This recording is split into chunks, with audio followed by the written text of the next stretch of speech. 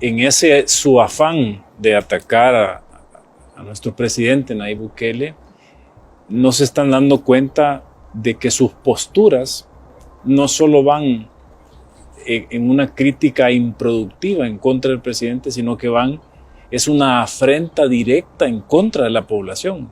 Porque hacer un señalamiento de que el régimen de excepción no debe de existir, que debemos de suspenderlo, no es en contra del gabinete de seguridad, no es en contra del presidente Nayib Bukele, es en contra de la población. El ministro de Justicia y Seguridad, Gustavo Villatoro, participó en la entrevista a AM, donde cuestionó a los que critican el régimen de excepción y el trabajo que está haciendo el gobierno del presidente Bukele. Aquí vinieron países internacionales a decirnos que lo que teníamos que hacer era perdón y olvido. Pero perdón y olvido no es más que establecer que hay sectas o sectores o castas dentro de un país que son intocables.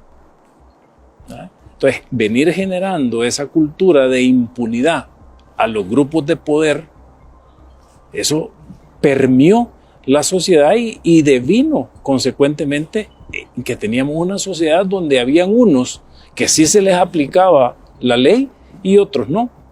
Por eso es que al entender el fenómeno Bukele en materia de seguridad, no solo es hablar del plan control territorial, no solo es hablar del régimen de excepción, es hablar de toda esa deuda histórica en materia de justicia que tiene este país. Estamos procesando a los que mataron cobardemente a los padres jesuitas de la UCA. Y hoy los mismos que pedían justicia, hoy están reclamándonos que nosotros no estamos haciendo lo que debemos hacer. ¿Ya? ¿Por qué Europa salió adelante después de una Segunda Guerra Mundial? Porque sigue aplicando justicia y tomó el camino de la justicia. Y podemos ver cómo gente de tercera edad, bastante avanzada, está sentada frente a los jueces. Ese es uno de los conceptos que andamos nosotros, y por eso es que cuando decimos nosotros, nuestro personal tiene la moral alta, porque andamos haciendo justicia comunitaria. Imagínate, 125,000 familias en estos últimos 15 años que les mataron a un ser querido a manos de estos pandilleros. Que no gozaron de derechos humanos.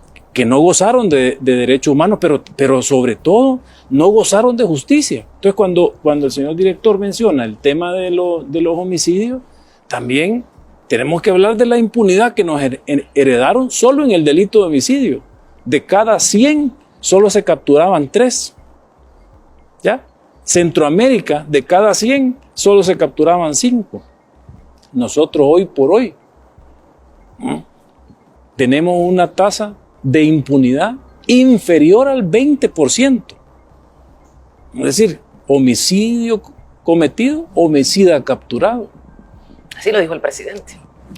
Pues que esas son las transformaciones en materia de justicia penal que es lo que vamos día con día como gabinete transformando, porque no solo es el trabajo operativo, es el trabajo de revisión, el trabajo estratégico de a dónde necesitamos. ¿Por qué? Porque después de esta guerra nosotros necesitamos dejar un país robusto en materia de crimen organizado, para que no venga cualquier otra estructura terrorista a este país a querer hacer de la suya, porque no lo vamos a permitir y no lo debemos de permitir como sociedad. Ese es el trabajo ya estratégico que se va realizando para dejar este país robusto contra el crimen organizado. En ese su afán de atacar a nuestro presidente Nayib Bukele, no se están dando cuenta de que sus posturas no solo van en una crítica improductiva en contra del presidente, sino que es una afrenta directa en contra de la población. Porque hacer un señalamiento de que el régimen de excepción no debe de existir, que debemos de suspenderlo, no es en contra del gabinete de seguridad, no es en contra del presidente Nayib Bukele, es en contra de la población. Ellos están en contra de la población. Yo creo que en estos 3 años y medio que llevamos como gobierno el presidente Nayib Bukele, la población se ha dado cuenta de que lo que tuvimos en el pasado eran castas políticas que se lucraban de la cosa pública y que siempre dejaban a los servicios públicos esenciales de todo un Estado, como es la salud, la educación y la seguridad, en el abandono. No eran ellos, no eran estas cúpulas políticas ni estos poderes fácticos, los famosos titireteros, los que ponían los muertos, porque ellos andaban con su seguridad, tenían todos sus escoltas que drenaban recursos de la policía, de la misma Fuerza Armada, para estar ellos y sus familias siempre protegidos. Pero nuestra población, nuestras comunidades, nuestras colonias en los municipios más populosos de este país estaban al acecho de los pandilleros. Creo que es obvio la forma de gobierno que tiene el presidente Nayib Bukele, que sí les molesta a estos incómodos, pero ya tuvieron 20 años.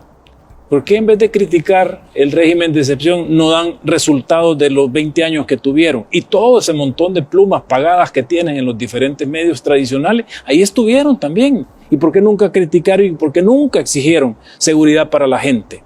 ¿Por qué nunca exigieron que este país fuera menos sangriento? ¿Por qué no pidieron la cabeza de tantos ministros de seguridad que estuvieron en este país y que no hicieron nada?